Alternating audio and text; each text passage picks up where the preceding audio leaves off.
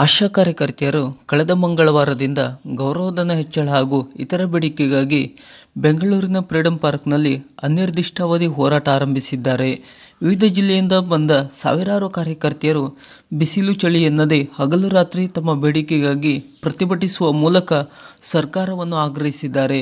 ಇಂದು ಪ್ರತಿಭಟನೆಯಲ್ಲಿ ನಿರತ ಆಶಾ ಕಾರ್ಯಕರ್ತೆಯರನ್ನು ಭೇಟಿ ಮಾಡಿದ ಆರೋಗ್ಯ ಸಚಿವ ದಿನೇಶ್ ಗುಂಡೂರಾವ್ ಆಶಾ ಕಾರ್ಯಕರ್ತೆಯರನ್ನು ಮನವೊಲಿಸಲು ಪ್ರಯತ್ನಪಟ್ಟರು.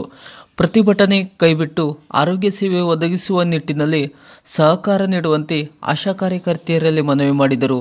15,000 ವೇತನ ಫಿಕ್ಸ್ ಮಾಡುವಂತೆ ಆಶಾ ಕಾರ್ಯಕರ್ತೆಯರು ಈ ವೇಳೆ ಸಚಿವರಿಗೆ ಒತ್ತಾಯಿಸಿದರು.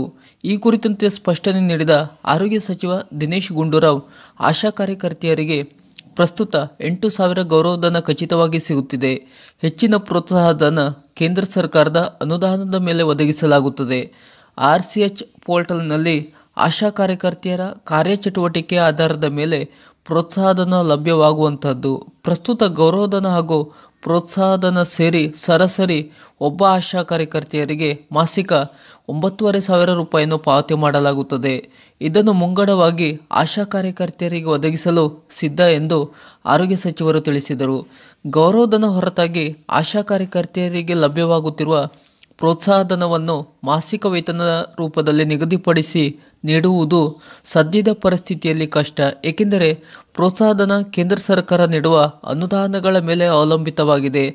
RCH ಪೋರ್ಟಲ್ನಲ್ಲಿ ನಮೂದಾಗುವ ಆಶಾ ಕಾರ್ಯಕರ್ತೆಯರ ಸೇವಾ ಚಟುವಟಿಕೆಗಳ ಮೇಲೆ ಕೇಂದ್ರ ಸರ್ಕಾರ ಅನುದಾನವನ್ನು ಒದಗಿಸುತ್ತದೆ. ಇದು ಇಂತಿಷ್ಟೇ ಬರುತ್ತದೆ ಎಂದು ಖಚಿತವಾಗಿ ಹೇಳಲು ಸಾಧ್ಯವಿಲ್ಲ ಎಂದರು. ನಮಗಿರುವ ಮಾಹಿತಿ ಪ್ರಕಾರ ಗೌರವಧನ ಹಾಗೂ ಪ್ರೋತ್ಸಾಹಧನ ಸೇರಿ ಲೆಕ್ಕ ಹಾಕಿದರೆ ಸರಾಸರಿ ಮಾಸಿಕ 9,500 ರೂಪಾಯಿ ಆಶಾ ಕಾರ್ಯಕರ್ತೆಯರಿಗೆ ಪಾವತಿಯಾಗುತ್ತದೆ.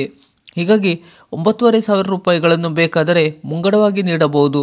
ಬಳಿಕ RCH ಪೋರ್ಟಲ್ನಲ್ಲಿ ಆಶಾ ಕಾರ್ಯಕರ್ತೆಯರ ಕಾರ್ಯಚಟುವಟಿಕೆಗಳು ನಮೂದಾಗುವುದರ ಅನ್ವಯ ಪ್ರೋತ್ಸಾಹಧನ ಲಭ್ಯವಾಗಲಿದೆ ಎಂದು ಸಚಿವ ದಿನೇಶ್ ಗುಂಡೂರಾವ್ ಸ್ಪಷ್ಟನೆ ನೀಡಿದರು. ಅಲ್ಲದೆ ಮುಂಬರುವ ರಾಜ್ಯ ಬಜೆಟ್ನಲ್ಲಿ ಆಶಾ ಕಾರ್ಯಕರ್ತೆಯರ ಗೌರವಧನ ಹೆಚ್ಚಳ ಮಾಡುವ ನಿಟ್ಟಿನಲ್ಲಿ CM ಜೊತೆ ಚರ್ಚಿಸುವುದಾಗಿ ಇದೇ ವೇಳೆ ಸಚಿವ ದಿನೇಶ್ ಗುಂಡೂರಾವ್ ಭರವಸೆಯನ್ನು ನೀಡಿದರು.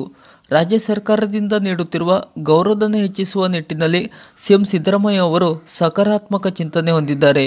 ಈ ಬಾರಿಯ ಬಜೆಟ್ನಲ್ಲಿ ಈ ಬಗ್ಗೆ ನಿರ್ಧಾರ ಹೊರಬೀಳಲಿದೆ. ಹೀಗಾಗಿ ಆಶಾ ಕಾರ್ಯಕರ್ತೆಯರು ಪ್ರತಿಭಟನೆ ಕೈಬಿಟ್ಟು ಆರೋಗ್ಯ ಸೇವೆ ಒದಗಿಸುವ ನಿಟ್ಟಿನಲ್ಲಿ ಇಲಾಖೆಯೊಂದಿಗೆ ಸಹಕರಿಸುವಂತೆ ಸಚಿವ ದಿನೇಶ್ ಗುಂಡೂರಾವ್ ಮನವಿಯನ್ನು ಮಾಡಿದರು.